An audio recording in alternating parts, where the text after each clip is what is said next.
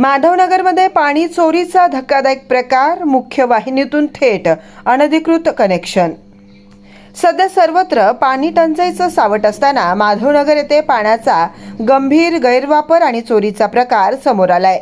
रविवार पेठ पाण्याची टाकी मानधना इस्टेट परिसरातील एका खासगी इमारतीच्या घरगुती वापरासाठी सार्वजनिक पिण्याच्या पाण्याच्या मुख्य वाहिनीतून थेट नळी टाकून पाणी लांबवलं जात आहे।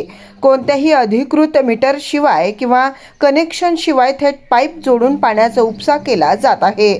भर वस्तीत अशा प्रकारे पाण्याची चोरी होत असताना संबंधित विभागाचे याकडे दुर्लक्ष होत असल्याचं दिसत आहे।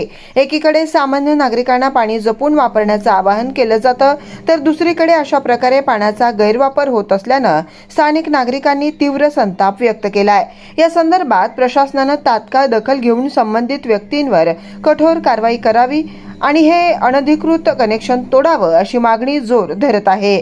जर ही परिस्थिती अशीच राहिली तर भविष्यात पाण्याचे संकट अधिक गडद होऊ शकतं।